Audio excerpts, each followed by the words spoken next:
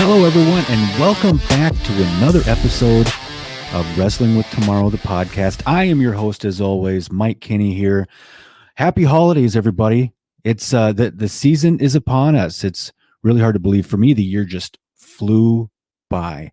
I had a career change over the year. My book got published. I started a podcast.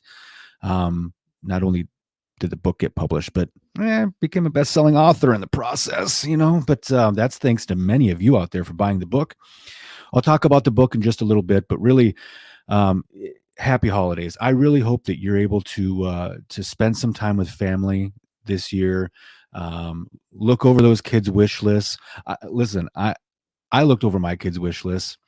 They've been using their own lists on Amazon, and so at one point I had to cap it. I actually had to log out of Amazon on our computer because my kids would go in there and then they would see, number one, what did mom and dad order? And number two, things that are disappearing from their wish list that they knew were there. So I was having a bit of difficulty. So I said, here's your cutoff date. After that, you can't add to it anymore. You can't log in to see it. None of that stuff. And to be fair, my kids are past the Santa Claus age. So if you're just hearing for the first time that Santa Claus isn't actually someone who comes down the chimney at your home, I apologize for that. But what it really means is Santa Claus is Christmas spirit, and it's in everyone's heart every single year. So there you go. My 2 cents on Santa Claus. What are we doing? A podcast, right? Let's circle back to that. So kids, kids wish list. I had to manage it a little bit differently this year, just because, again, they're little, Sherlock Holmes trying to figure out what it is that they got for Christmas, and I had to put a kibosh to that. This will be my final podcast episode of 2022. Now, next year, 2023, we're certainly going to do more. I'm going to change the format just a little bit. I know that we've been talking about how to prepare for tomorrow, because typically the world doesn't prepare us for what the world is going to bring us tomorrow. So navigating change. And there are still going to be some elements of that, but what it's done so far is it's limited me on the guests that I could have. So I have a lot of former coworkers and friends and acquaintances I've made over my lifetime that would make really great podcast guests, and they all have their own unique stories. And I want to flush out what the theme is of their lives that have made them successful, or things that they've missed out on. And just, it's a perspective element, really. These people are fascinating to me, and I want to get their stories recorded, and I want you to be able to learn from them along the way. So that's the direction shift we're taking. You're going to see a little bit of that in today's episode as well. I'm going to get into who my guest is very shortly here. But before I do want to talk about my book for just a minute. So my book, as you know, got published in August this year, became a bestseller on Amazon. And again, if you are someone who has purchased my book along the way, thank you so very much for doing that. Last weekend, so I'm domiciled out of the Twin Cities, right outside of the Twin Cities. I'm in almost a suburb. And so I made the conscious effort to try to get my book into bookstores. So I was the boots on ground version of that. Nobody did that for me. I put in the work. Reached out to a number of, for more intensive purposes, mom and pa bookstores throughout the Twin Cities. Every one of them either turned me down or didn't respond to me at all. And there was one bookstore who took a chance on me, and they are called Next Chapter Booksellers in St. Paul proper. If you get a chance, if you're in the Twin Cities, go over there and pick my book up, because the only way they're going to order more copies is as if you go in there and buy up what they have. When I went in there a week ago, they had 2 more copies left on the shelf. So I want to talk about that experience for a minute. I went in there to see my book on the shelf in an actual bookstore. I had to do that. I had to see what that felt like. I didn't know what to expect. And so I walked in there with my wife and looked around the store and found the self-help section, and that's where my book was. And it was really just kind of this surreal experience where there it is. My book is out there for anybody to just go purchase right off the shelf. So that was a lot of fun, and I'm glad it's out there. I'm glad it's making an impact on some people. I'm getting some decent feedback about it. If you've read it and you haven't already, please go on to Amazon and give me a review, preferably a 5-star review, which would be great. But reviews would just really, really be appreciated, especially if you've ordered it through Amazon. All right. Well, again, final pod episode of 2022. I mean, we are winding down for the new year, folks, and I'm really excited for what 2023 is going to bring. But before we talk about my excitement for 2023, I want to introduce you to my next interview guest. Now, we're going to go into a little bit of depth in terms of how Jake and I met. Jake Johnson is the guest that you will meet. Jake is an up-and-coming entrepreneur, for lack of a better term, and he's in his mid to late 20s. The sky is the limit in his eyes, so I wanted to get that perspective as well on this podcast. And certainly, I think that we accomplished that. So without further ado, here is my final podcast guest of 2022, Jake Johnson.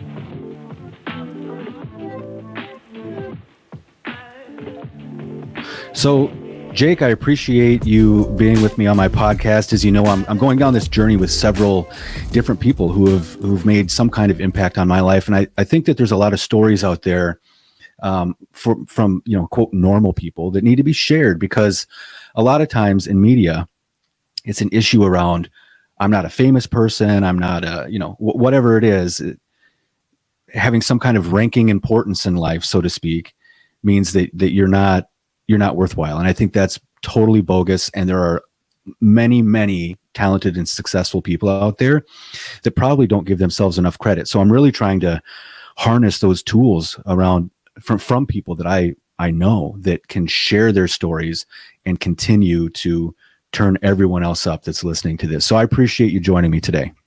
Yeah, thank you for having me, Mike. It's a pleasure. So you and I have known each other for a number of years, and I think what would be most appropriate before we get into your backstory is I want you to share how we really know each other. Yeah, so it all started when I was at UW-Eau Claire. I was really involved in the sales team in Pi Sigma Epsilon, which was a marketing and sales management organization. And with that, we would have companies come in. And I remember it was sophomore year. We had Mike come in for UPS, and that was the first time I met him. He was the first person from UPS that I met, which is cool considering that's where I work now. And then we just stayed in touch because he kept coming back to Eau Claire. He must have loved Dooley's cheese curds or something about us Eau Claire students. So he came back a couple times, and what really helped grow our partnership or our relationship is we were trying to get UPS as a partner at PSC, and Mike was very instrumental in helping us bridge that gap because he saw the value in it. We saw the value in it. And when we sold to Tom Nolte, Mike was kind of the one coaching me along the way because it was something he wanted to make happen, but wanted to make sure that, hey, we're taking it seriously and can provide that value up front. So he was feeding me some tips, and the rest is history. Yeah, I coached you, so to speak. So what was really happening at the time is you're rattling off names that not everybody knows, by the way. So to make everything very, very clear, at the time when I was working for UPS, I was the training supervisor. So part of my job was going around and trying to find new talent to bring on board at UPS. And I loved doing that. And I'd gone to several colleges to try to find some students who were above board. They were going to be looking for jobs at the end of graduation. And then I stumbled upon University of Wisconsin-Eau Claire, where you guys had a really successful sales and marketing co-ed fraternity. And which is very interesting because you guys have the sales team, which is separate from that specific fraternity. But what I was finding was in that first meeting that I had gone to was this massive amount of talented students who were ready to graduate that had this really fantastic skill set I hadn't seen before. And I was so excited to go back and share it with UPS leadership to let them know I've found the honeypot here. Like, we need to go and partner with these students. And so I brought some of the leaders from UPS over to the school. So at the time I was working out of Minneapolis, and the school, I don't know how far away is Eau Claire? Less than 2 hours, right? Yeah, I mean, from Minneapolis, I'd say it's an hour and a half. Okay. So the leadership and I would make the trip over. Sometimes leadership would go without me, but they were doing some lunch and learns. They were doing some scouting, so to speak. And then we started to get involved with actually judging some of your sales competitions that your school was doing. And so if you look at it from a sports aspect, we were really talent scouts, scouting you all in a game time situation, which was amazing to us. And we started recruiting from your school immediately. And we had a 100% success rate at the time. To this day, the job I'm at now, I have a UW Eau Claire student, graduate, young lady working for me in my marketing department. She's amazing. And so the success rate from that school continues to trudge forward. And I was just thrilled because at the time you were graduating kind of in the middle of a school year, right? You were graduating at the end of the first semester. Yeah, I did 4.5 years at school. So even if we were to back up a little bit more, when you got brought into UPS, you really came in that previous summer as a marketing intern, right? Yep. So for you, that's really your last summer before graduation and your first taste of the corporate world. Tell me a little bit more about how you dealt with the change from going from student to professional, literally overnight in that specific environment. Definitely. I did have 2 other prior internships at Northwestern Mutual and Gray Bar, but what was interesting about UPS was coming into the internship, I had a very good understanding that this is probably going to be the place that I'm going to be working at full time. And that change, it was interesting because as a student, you kind of feel like you're the top dog when you're doing all this sales stuff. And, I placed top 3 in a few different sales competitions. I was coaching people throughout sales competitions. And were you the president of the chapter, the Pi Sigma Epsilon chapter at the time? Yeah. My final year, yep, I was. So going into that internship, I was. So yeah, I was the president of PSC as well. So you go from being like the top dog on campus, big man on campus, to you're the intern for a Fortune 50 company, and you're not the top dog. You think you have it all figured out, but there's a lot of stuff that I still had to learn. And part of that transition is figuring out how to be a business professional in the actual business professional space every day, not just showing up for a sales competition or networking, because that's easy. Anyone can just show up and do really well for an event or a competition, but to show up every day, that was the thing that really kind of took me off. And especially my first year coming out of school, you're so used to having 3 years off in the summer, another month off in the winter. So yeah, that's 8 months of working and 4 months off. So I remember that was probably one of the biggest transitions coming out of school. It's like, wait, this is every day. Like there's no summer break or winter break. I got to show up every day. And that's where that consistency and persistence comes in. So I remember when you came in, at the time I had just transitioned from being one of the sales trainers over to the marketing department, really as I was a pricing analyst for all intents and purposes here. So, but I was like on loan from the sales department to the marketing department for a short term. And so when you came in, I was asked to do a favor for the sales team, and you were really going to be, you were a marketing intern with ties to sales, and there were going to be several of us that were overseeing your training for the summer. Mm-hmm. So I remember you coming in initially, And doing that, the first couple of days is always hard because you're sitting in a conference room, you're learning about product and processes. And so for you, those first couple of days, I remember specifically you falling asleep in the training. And it wasn't with me, it was with someone that you shouldn't have fallen asleep with. Do you remember this? Yeah, I try to block it out, but I can't deny it. Yeah, I wouldn't say I fell asleep. I was just resting my eyes, right? Sure. So I remember the person that you were with. She had come out of the conference room, and she was all upset because you had fallen asleep. And it was like, okay, me and a couple of the other guys that were in the room, we all kind of looked at each other and laughed a little bit because we thought we knew what the foundation was that you had in terms of being able to be a really top-notch salesperson. We also knew that we were going to have to constantly, have our feet up your butt so that you'd keep moving and doing the right things at all times. So I remember a very specific day, Jake, that you walked in not too long after that. You come walking in the marketing room, and that particular day, I was supposed to take you to downtown Minneapolis to visit several customers so that you would get a feel for the job that you would be going into. So again, I was on loan to marketing from sales with the idea I was going back to sales. So it made sense that I was going to be the guy that took you. And you came walking in. Now, in the UPS environment or in sales in general, I personally am incredibly old school. So I always want to look nice, want to make sure that my shoes are polished, that I have a belt on, that I have my hair done well, what hair I have left. You came walking in. It was you that had the belt issue too, right? Yeah. Yeah. Okay. So this is the good stuff. So here comes Jake, right? Ready for the world.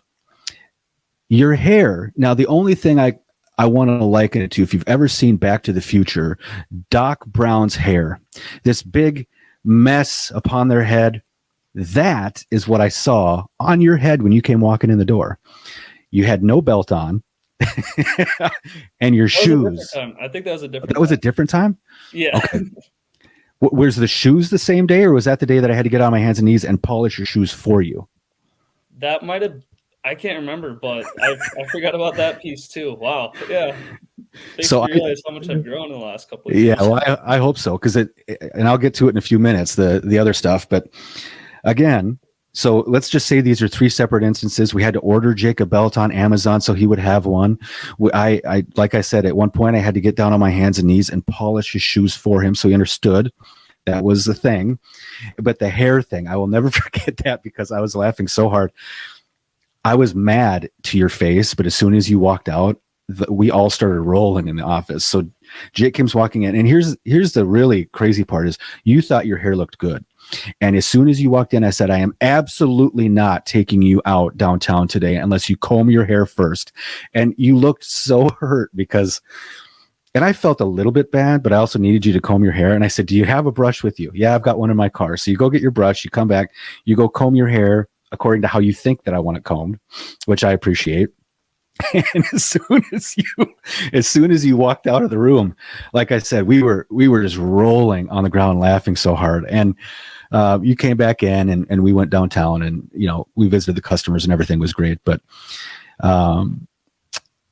so that was just your internship. All right. You hadn't even been hired yet. So you wrap up your internship, you go back to school. When you're going back to school that fall, what's going through your mind at this time after the experience that you just had over the summer with us? Yeah, I guess one of the first things that day that I showed up with the crazy hair, I always do my hair like this way, but I just got a haircut. And I'm like, you know what? I've always got my hair this way. Let's try to mix it up. Let's go this way. And I chose the perfect time to do it right before my first sales meeting with UPS. So I did walk in with a little pep in my step. I'm like, it's a new me. I got my hair is all different.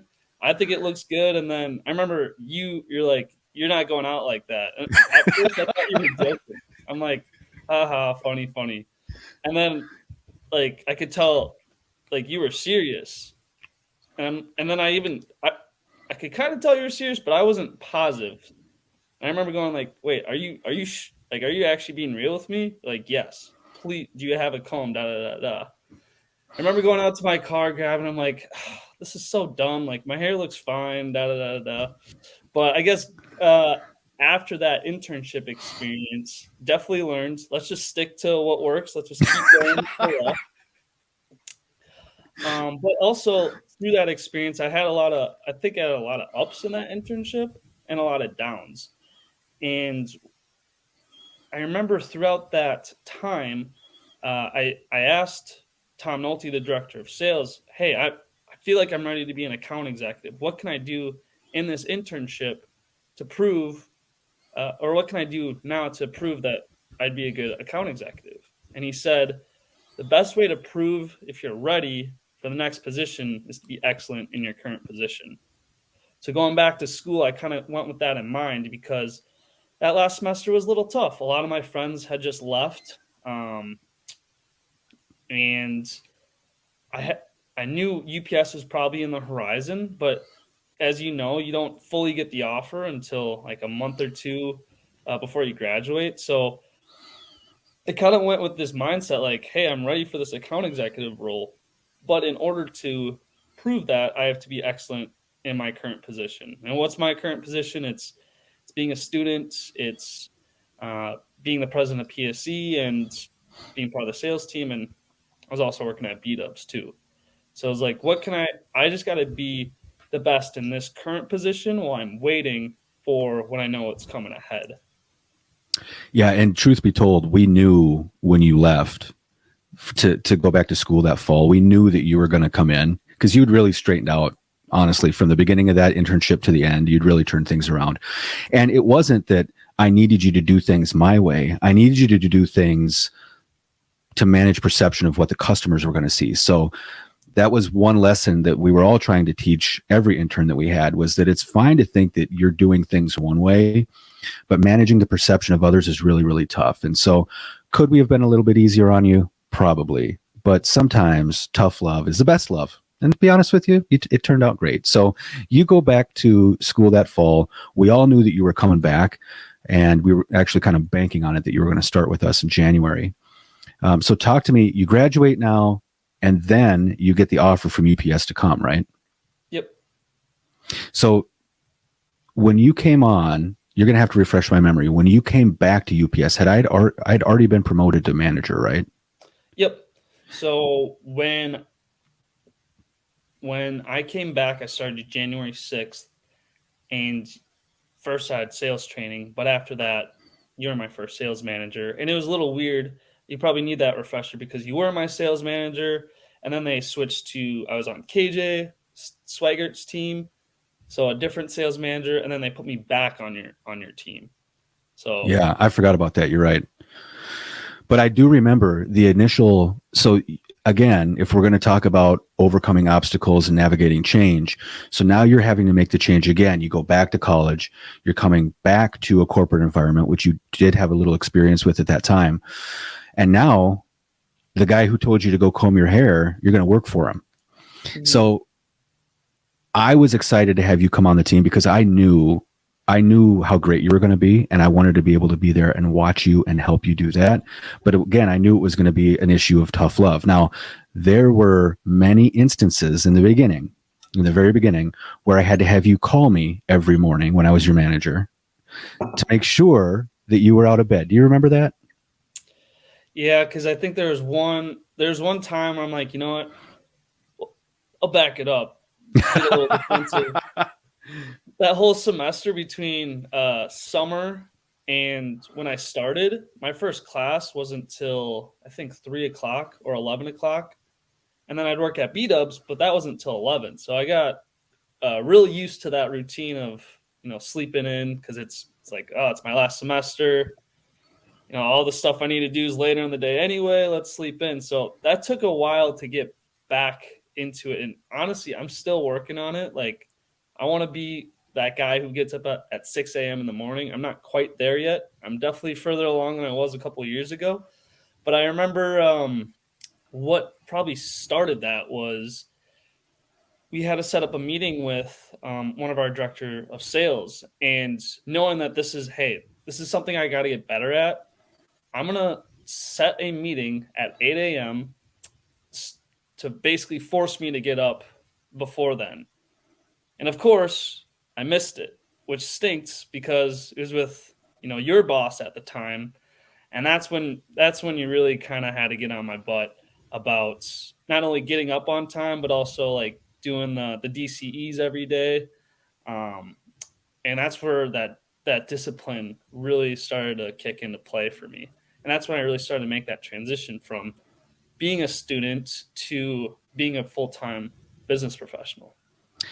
Yeah, it put me in a tough spot because I knew that I had to protect you in some ways because you were new. And I knew that, I mean, you and I had a history and I wanted you to succeed.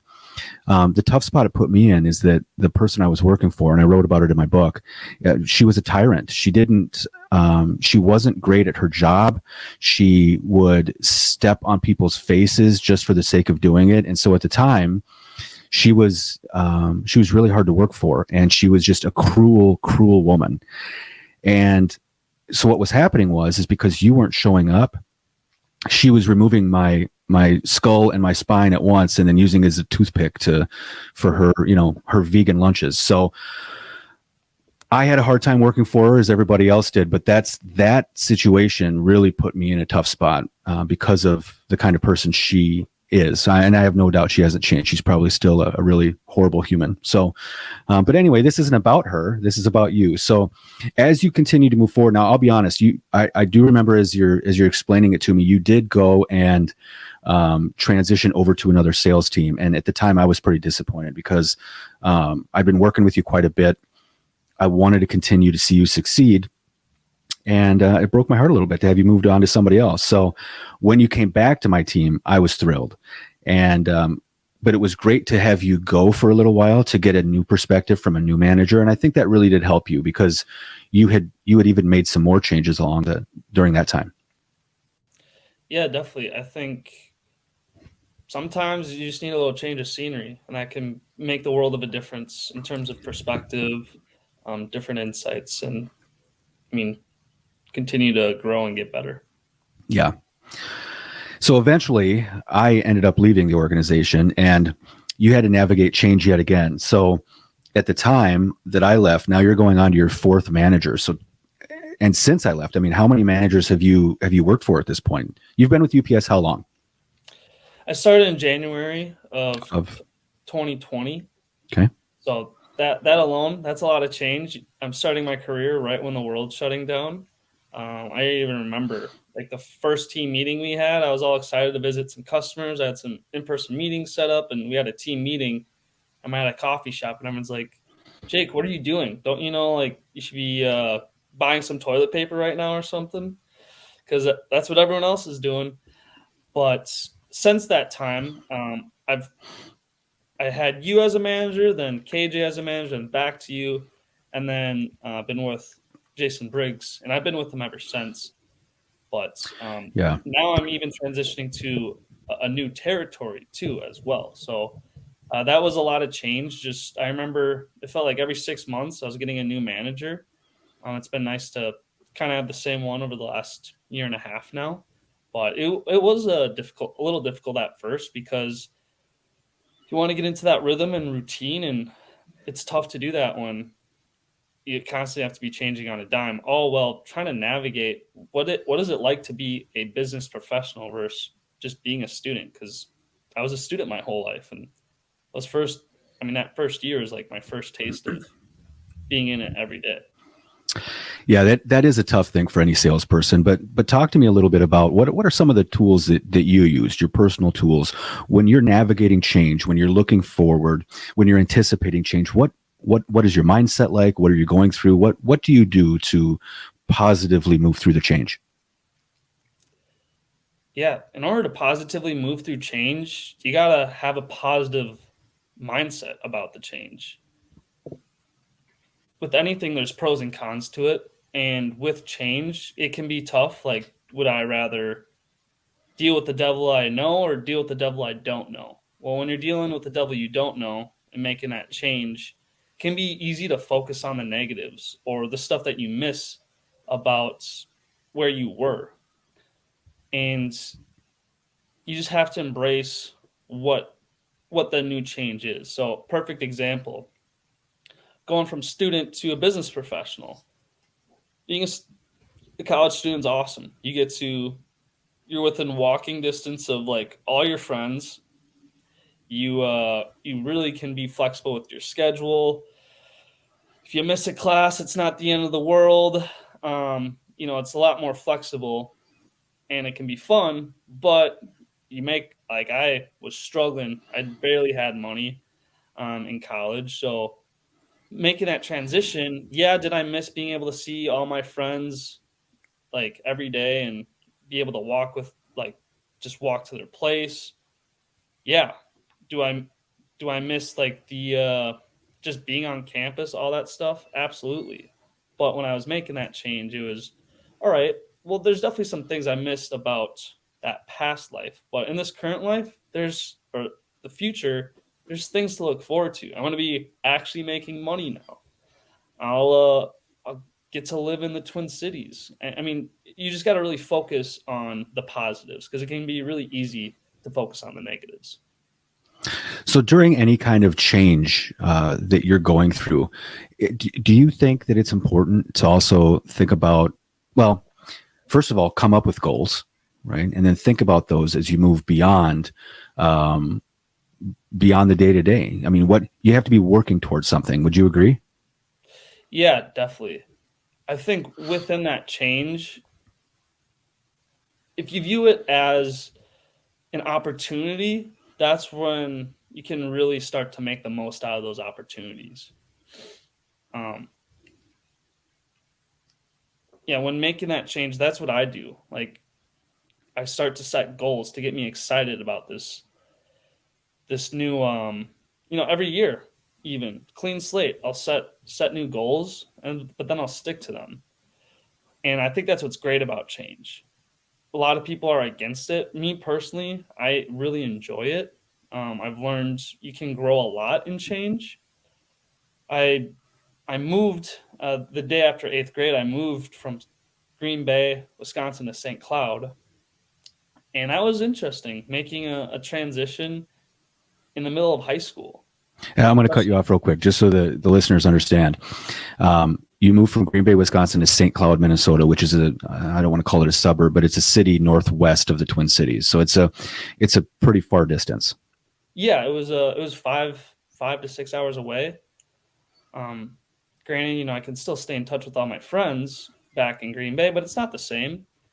So with that, it was definitely a tough period moving, but I'm so glad that I went through it because it taught me a lot of things along the way. I was able to rely on my faith more, and I felt like my social skills flourished because it can be easy to get comfortable growing around the same people your whole life. Well, now you get picked up and transplanted and tossed into another city 5 hours away. You have a whole new clean slate, which was a new opportunity for me to, in a way, kind of reinvent myself. And also a good opportunity to learn from those experiences and grow too. So where you're at in your career right now, are you still setting goals? I mean, what kind of goals do you have for yourself right now that you're chasing after? Yeah, Mike, I'm glad you mentioned that. I'm huge into goals. That's why I started Act to the Future. That's what it's all about, setting goals today and working towards those goals today to live the future you want tomorrow. So I like to set goals in 6 different buckets. I've been doing this for the last 4 years now. Even before I was an intern at UPS, I've been setting goals in those 5 to 6 different areas. And I'll do like 3 goals a year in each bucket. Now, that can be kind of overwhelming because that's 18 different goals throughout the year that I want to accomplish. But it keeps me moving, it keeps me motivated. And then from there, I like to set quarterly goals as well. So, one of the big goals I had this year was to run a half marathon, and I wanted to do it in an hour and 55 minutes. So, I was able to do it in an hour and 47 minutes, which was super awesome. And I could really dive deep in like what helped me do that. But that's just one example of a goal. Another goal of mine was continuing on with season 2 of Act to the Future, which we just released the first episode of season 2 on Monday. And Just so we know, that's your podcast, right? yep, that's Yep. my podcast. So that I have just goals around Act to the Future. How often am I posting? I want to post. I think my goal is I know my goal this year is to post 200 times throughout this whole year. So that's at least 4 times a week on our Instagram. Quick plug at Act to the Future. But I could go on all day about the goals that I have. I mean, was there any area specifically you wanted me to touch on? I do think it's really important, but Please, you were talking about the marathon, so let's talk about what kind of mindset you had to have when you're pursuing a goal to that degree. Talk to me about that a little bit. Definitely. So for me, I'll give you a little background story of why I wanted to do the half marathon. Senior year, me and a couple of my friends, it was like a Friday night or something. We were sharing a few drinks, and the Eau Claire half marathon was coming up in like 3 or 4 months. We're like, how cool would it be if we all did that for our senior year? So we all signed this petition. We're all going to run the Eau Claire half marathon. Well, I was working at B-Dub, so that's 20 to 25 hours a week just walking around serving people. On top of that, I didn't have money to even do a half marathon, let alone buy all the equipment for it. So lo and behold, I did not do it. I did not stick to my commitment. My other buddy, Justin, did not stick to his commitment, but my buddy Brett Gertz did. So Shout then, out to Brett Gertz. Well, yep. Shout out to Brett Gertz. And then after that, like a year or two later, Justin did it. I think it's Jake. I think it's hilarious that you're using government names here. I mean, for the most part, nobody knows who you're talking about. So I love how you use like full government names in some of your stories. It's amazing. Well, maybe someone will know who I'm talking about.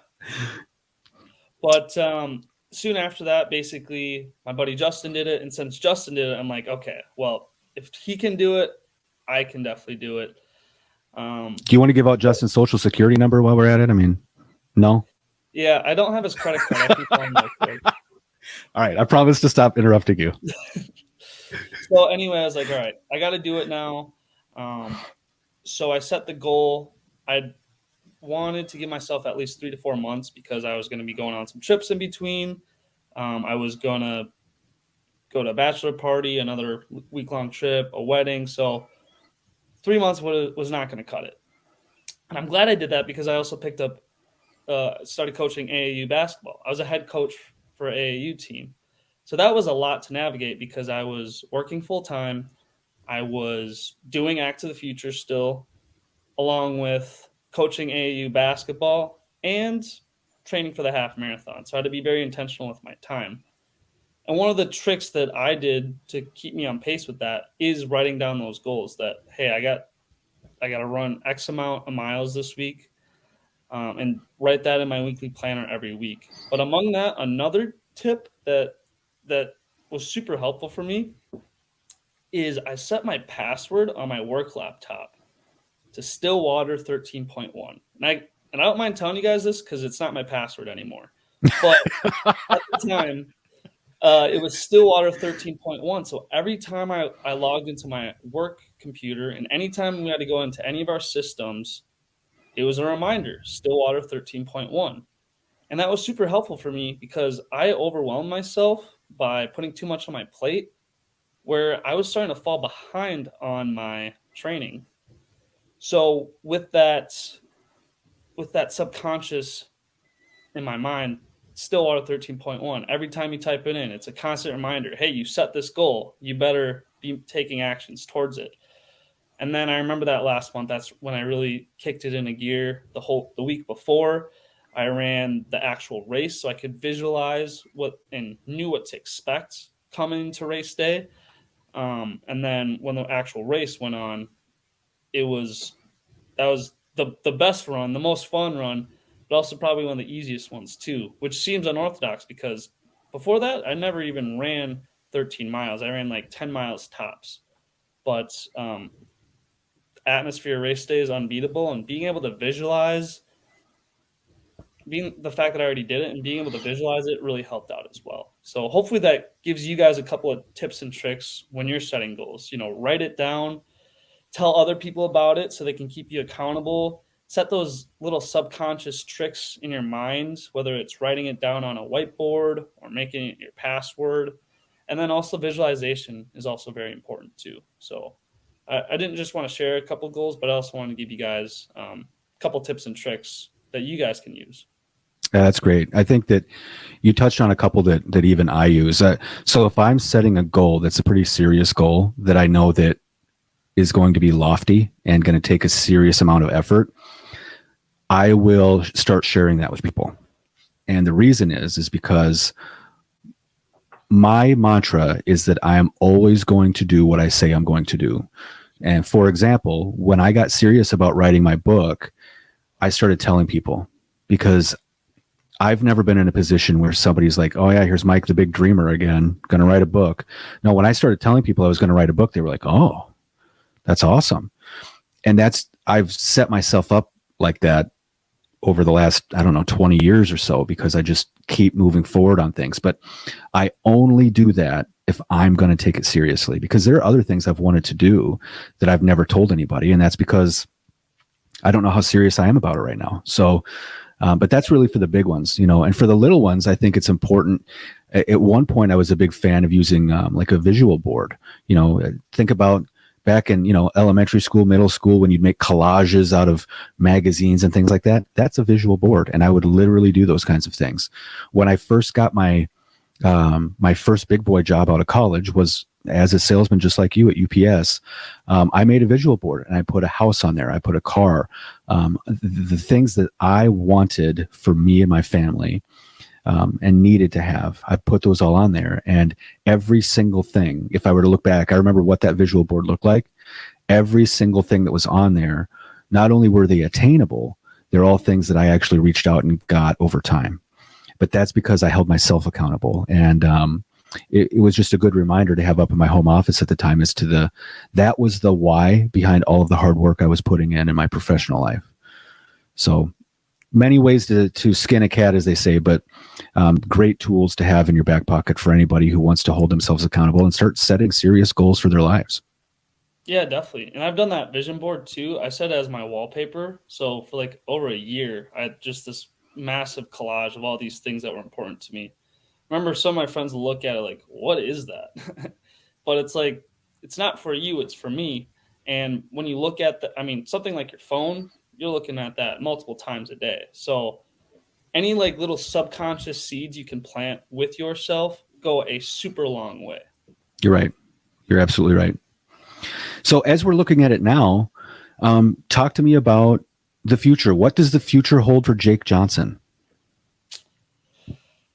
That's a tough one, because there's a lot of plans that I have, and but also that I also have faith that So the phrase "we plan, God laughs." I do think that that can be true in some way, because I do have big plans for my life, but also at the same time, those plans can constantly be fluid and changing based off what's going on. But as far as like how I envision my life, we only have one life to live, so you gotta kind of paint that picture. I always like to think, paint that picture, the big picture. Where do I want to be in 10, 20, 30 years? And then from there, you can kind of zoom in on what can I do this year, this month, this week to act to the future and start building towards the life that you want. So for me, I envision my 20s being the time where I really build the sales skills as well as skills doing the Act to the Future podcast. Moving over to my 30s, at some point we'll probably get married, get a house, all that great stuff that comes with the personal side. But professionally, I'd like to be a sales coach, or even right now, I'm doing some goal coaching for some people. I would love to continue to do that and do that even more in my 30s. And who knows? The goal is to continue to stick with Act to the Future. So if I stick to it in my 30s, hopefully eventually it could be my main source of income. So that's a goal, but also at the same time, who knows what a lot can happen in within a year. So it can be tough to really figure out, all right, what is the next 10 years going to look like? I think it's great to plan for that and strive for that, but also it's that balance of striving for it, but also not being stubborn or hard headed with it either. You got to be flexible based off what's going on. But moving forward, 40s would love to be a business owner or C-level suite executive, and 50s that's where I would hopefully retire. And someday I would love to either help start a church or yeah, that's what I envision my 50s to be towards, is starting a church in some way. And I say the 50s because it gives me these 20 to 30 years to build these sales skills that everyday people kind of live in. So when I'm thinking of my end destination, at one point as a high schooler, I did want to be a pastor, but also I loved, like business, sales. And my dad told me something. He's like, you don't need to be a pastor in order to make an impact. People in the business world need someone like that every day.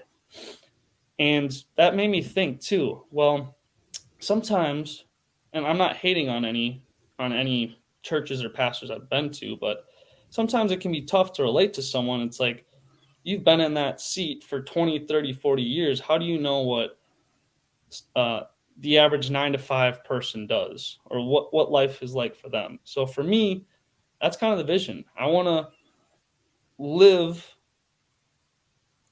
in that 9 to 5, or not the 9 to 5, but live in the business world. That way, when I'm in my 50s, I feel like I could be more relatable because I can bring up stories that people can relate to, opposed to just kind of speaking on this. I don't want to say pedestal because that's kind of negative, but I think you understand what I'm getting at. Yeah, I mean, you're trying to gain life experience to coach others later on in your life. So that's Precisely. essentially.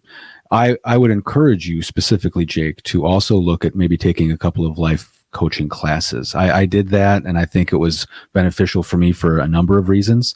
To get a fresh perspective, to really become a better listener, to do, to really study people differently, and that was important. I wasn't necessarily thinking I was going to be a life coach, but I wanted to have the experience of having gone through the training, just to kind of expand my toolbox just a little bit. But I think that would also be something that would be good for you. Yeah, thank you. I mean, that's ultimately when we talk about the future I want to live, I want to be helping, I want to coach others to help them reach their goals. I want to be uh, doing public speaking events at high schools, colleges, sports teams. And that's why I started the Act of the Future now, because by building the skills now, it's just going to have a compounding interest in the future. True. Well, before we wrap up, so I've got listeners out there, viewers out there, where can they find you? Where are you at on the social medias? Great question, Mike. For Act of the Future, since we've been talking about it a lot, just go on Instagram at Act to the Future. Also on TikTok. If you want to follow my personal, you'll see that it's the real Jake Johnson, and it's spelled THA, the, kind of like a old school 1990s hip hop, the real Jake Johnson. Otherwise, you can find me on LinkedIn, Jake Johnson, or you can also follow act2thefuture.com. That's act number 2 thefuture.com. I think that covers most of it. I guess the one last plug I'd make is Act of the Future podcast is on Spotify. It's on Apple Podcasts and anywhere you consume your audio content. But And yours truly will be a guest on that upcoming podcast. So go over to Jake's podcast, certainly subscribe. And for my listeners and fans, at least listen to the episode that I do with him. exactly. At least do that. At least do that. Then you'll be hooked, but at least do That's that. right. Anything else you want to close with, Jake? Yeah, I guess just on the topic of change, I just want to remind everyone, change is inevitable. I think one of the things I thought of between, I didn't mention this earlier, between my internship and going that last semester, I remember thinking the only thing that's never going to change is change. Change will always be a part of our lives. We're constantly always going to be having to adapt and grow from our current position. So embrace the change. Change is inevitable, and change is the only thing that's is going to be a constant in our lives. So you can dwell on it, or you can make the most out of it. The choice is yours. I agree. I agree. Well, hey, I appreciate you coming on here and sharing some of your story with the listeners and viewers. And I wish you nothing but all of the successes that you deserve in the world, Jake. Really. Thank you. No, thank you, Mike. It was a pleasure, and hopefully you guys can see I've grown a lot over the last couple of years, but I still like to have a lot of fun too. The hair's still a little messy. It's big. You got big hair for sure, but at least you got hair. Mine's quickly vanishing. So, yeah, I got to hold on to it while I can. All right, man. Thank you. Yep. Thanks, Mike. All right. Again, Jake, thank you very much for joining me on my podcast. I will be appearing on Jake's. I believe he said in January. So I did an interview with Jake as well that you are definitely more than welcome to listen to. I would encourage you to do it. I try to tell different stories when I am doing podcast interviews. So a lot of the ones that you've seen me do recently, I'm really trying to spread some diversity in there, so you're not hearing the same stuff over and over again. But again, Jake, I really appreciate you. I was glad we were able to finally corral this. He and I worked on several dates to get him on here, and then it just everything lined up, and we recorded my episode for Wrestling with Tomorrow, and then in the same exact setting, we did a recording for his episode. Where I appear on his podcast. So that was a lot of fun. All right. I am on all of the social medias for the most part, I believe. There aren't very many that I'm not out there on. I'm reconsidering Twitter, though. I don't have very many followers. At one point, I really did. And then there was a tyrant of a boss that I worked for a couple of companies ago who really bullied me on Twitter. Well, not on Twitter, but she bullied me about Twitter. And I got sick of hearing her nonsense. And so I got rid of Twitter because of her. And then when I re-implemented it, all of my, I don't know how many followers I had 1,000 followers or something. It all went by the wayside. They were all gone. I had to start over again. So I don't know. Twitter just hasn't been going the direction I thought it was going to. So but it's still out there. So again, Instagram, TikTok, I'm on YouTube. Just go find me on social medias at A Wrestler's Guide. And if you're looking for a speaker for your school or your next upcoming event, please reach out to me.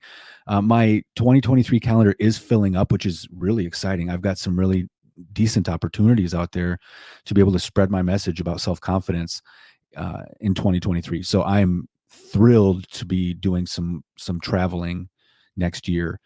And again, my plan for the podcast, we talked about it in the early part of this episode, but I'm going to shift gears just a little bit and be able to give you lessons learned in people's stories, because we all have different stories, and there are things that maybe they learned about their journey that they wish they could have told themselves before they got started down the road, whatever road they're on. If they could have given themselves advice early on, that's the piece I want to capture. And I'm going to do 6 to 10 podcast episodes in 2023, 6 to 10 of them.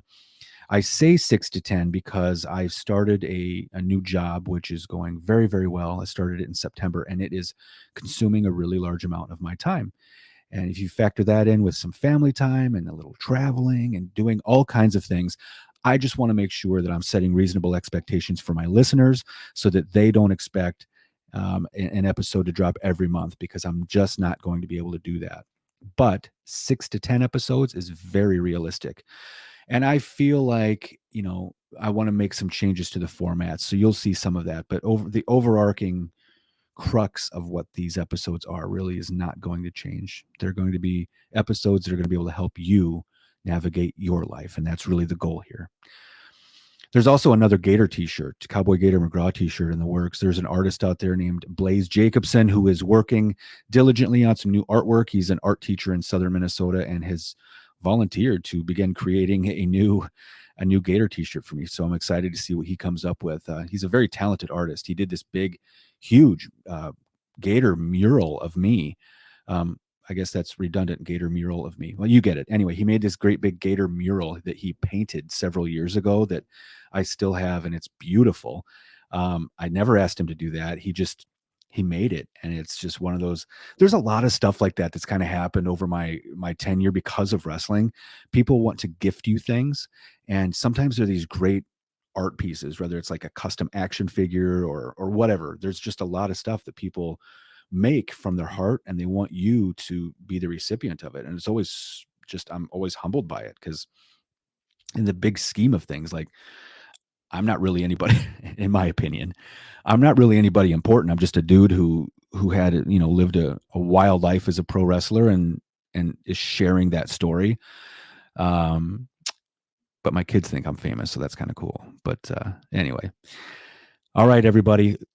Thank you again for joining me on this journey. I always appreciate anybody who's listened to the episodes, and especially this deep into an episode. If you've listened to the whole thing at this point, thank you for that. And if you haven't subscribed already to the podcast, please do so wherever podcasts are found. Google, where else am I at? Google, Apple, Spotify, I'm all over the place. Go out there and just subscribe, and all of the support is certainly appreciated.